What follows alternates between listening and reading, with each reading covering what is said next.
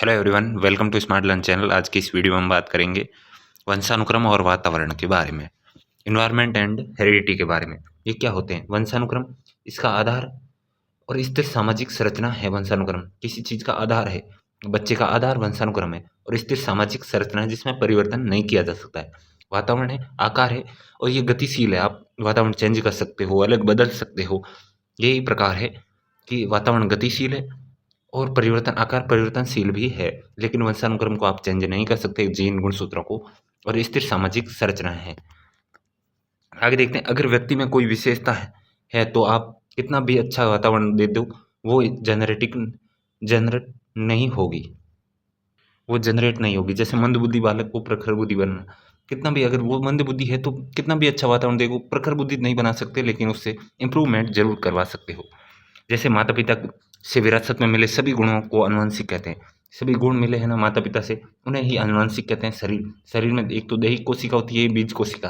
ये बीज कोशिका परिपक्वता के बाद आती है, जिसमें सेल तो सीमन व ओवम होता है, और ये इसका निषेचन होता है, स्पर्म का निषेचन। तो जाइगोट बनते हैं, संयुक्त कोशिका बनती है। ये आप साइंस में भी पढ़ सकते हो। इसमें धागे की समान संरचना 46 संरचना बनती है, जिसमें क्रोमोसोम यानी गुणसूत्र कहते हैं। जीन्स जीन्स ही वंशानुक्रम का वाहक है। वंशानुक्रम आपके हेरिडिटी के बारे में, वंश आपके माता पिता से जो भी सूचना लेके आते हैं, वो जीन्स ही लाते हैं। जीन्स गुणसूत्रों पे बैठे होते हैं, और 22 गुणसूत्र ऐसे होते हैं जो लिंग में भाग नहीं लेते हैं, मतलब लिंग निर्धारण में भाग नहीं लेते हैं, उसे ऑटोजोम्स कहते हैं।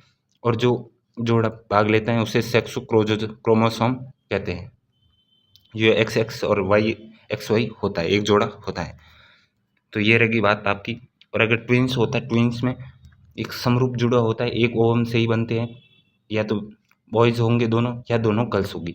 और गुण भेद जुड़ा यानी अलग अलग ओवम इन अंडे से बनते हैं, तो बॉयज, दोनों बॉयज हो सकते हैं, दोनों गर्ल्स हो सकते हैं, और बॉयज और गर्ल्स भी हो सकते हैं। ये तो रहेगी साइंस वाली बात। इसमें से वैसे ज़्यादा क्वेश्चन नहीं आते। गुणसूत्र किस पे, जीन्स किस पे होते हैं, तो आप गुणसूत्र, ऐसे क्वेश्चन आ रखे हैं। परिभाषा दे रखी है जेम्स ड्रेवर ने। इनका मानना है, माता पिता की शारीरिक एवं मानसिक विशेषताओं का संतान में हस्तांतरण, मतलब स्थानांतरण होना, उनकी सूचनाओं का होना वंशानुक्रम कहते हैं। आप जो माता पिता द्वारा आप में गुण आए हैं, शारीरिक मानसिक, उन्हीं को ही वंशानुक्रम कहते हैं। लेकिन पीटरसन का कहना है, व्यक्ति अपने माता पिता के माध्यम से पूर्वजों की जो विशेषताएं प्राप्त करते हैं, जैसे आप दादा दादी नाना नानी की जो विशेषताएं आप माता पिता के माध्यम से प्राप्त करते हैं, उससे वंशानुक्रम कहते हैं। ये पीटरसन का कहना है।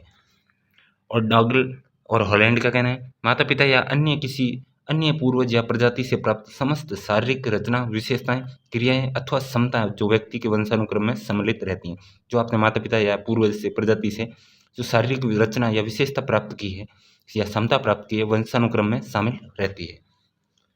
वंशानुक्रम के नियम देखते हैं। समानता का नियम, बच्चे और माता पिता वे समान होते हैं। समानता के नियम का सीधा सिंपल मतलब ये है, बच्चे माता पिता के समान ही होते हैं, जैसे ही होते हैं, जैसे माता पिता है वैसे ही। विभिन्नता का नियम, इसमें क्या कुछ अंतर मिलते हैं, नव उत्पत्ति के कारण या प्रकृति चयन के सिद्धांत के कारण कुछ अंतर मिल सकते हैं, जैसे हाइट बढ़ना आदि।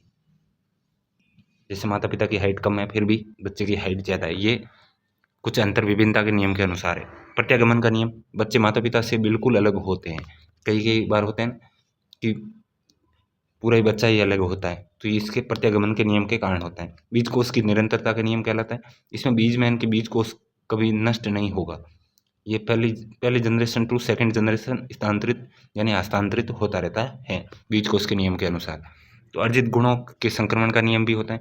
इसके समर्थक लैंडमार्क, इनका एग्जाम्पल दिया कि जिराफ का, और विरोध मैकडूगल और पावलोव ने किया चूहे की पूंछ काटने के उदाहरण से, कि जिराफ की गर्दन इसलिए लंबी हुई कि वो बार बार उनके पूर्वज कोई चीज़ खाने के लिए वैसे ऊपर की ओर खींचते रहते हैं, इस वजह से उनकी गर्दन लंबी होगी। लेकिन इसका विरोध भी हुआ, मैकडूगल और पावलोव ने 10-15 पीढ़ियों की चूहे की पूंछ काट काट के देखा, लेकिन पूंछ समाप्त नहीं हुई है। ये गॉल्टन का जीव सांख्यिकी सिद्धांत, ये 1901 में गॉल्टन ने साबित किया कि हमारी विशेषताएं सिर्फ माता पिता से नहीं बल्कि पूर्वजों से भी आई है। जैसे कुछ विशेषता दादा दादी से, नाना नानी से, ऐसे पूर्वजों से आई है। मेंडल का प्रयोग, मटर के पौधे व चूहों पर प्रयोग किया, उनका रिजल्ट निकला, एक ही माता पिता से उत्पन्न संतानों में विभिन्नता पाई जाती है, अलग अलग होती है एक ही संतान से। ये तो मेंडल का नियम आपने साइंस में पढ़ा ही होगा। कोई बात, आगे देखते हैं वातावरण। वातावरण क्या है? रॉस के अनुसार वातावरण कोई बाहरी शक्ति है जो हमें प्रभावित करती है। जैसे आपके आसपास का क्षेत्र है वो हमें प्रभावित करता है, इसे ही वातावरण कहते हैं। ये रोस साहब के अनुसार है। वुडवर्थ, वातावरण में से सब बाह्य तत्व आ जाते हैं वातावरण में, वे बाह्य सब तत्व जिन्हें व्यक्ति के जीवन में आरंभ करने के समय से प्रभावित किया जाता है। वे बाह्य, इसका सिंपल मतलब यही है, ऐसे बाह्य तत्व जो आपको प्रभावित करते हैं उन्हें ही वातावरण कहते हैं। ये वुडवर्थ साहब का कहना है। पर्यावरण का अर्थ है परि यानी चारों ओर, आवरण है चारों ओर से घिरने वाला।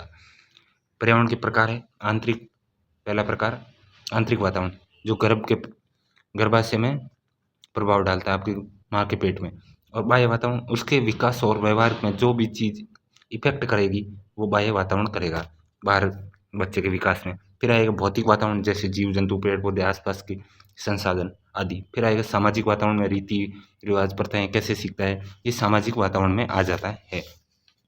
कैसी एजुकेशन सीखेगा, इसके बारे में उनकी क्या राय है, रीति रिवाज, प्रथाओं के बारे में, ये सामाजिक वातावरण में आ जाता है। ये वातावरण के प्रकार, इन्हीं में से क्वेश्चन बनते हैं। वीडियो पसंद आए तो लाइक करें, चैनल को सब्सक्राइब करें। ये सभी टीचिंग एग्जाम के लिए इंपॉर्टेंट रहने वाले हैं, DSSB से लेकर CTET, HTET, REET सभी के लिए। इनमें से एक या दो क्वेश्चन देखने को मिलते हैं। लाइक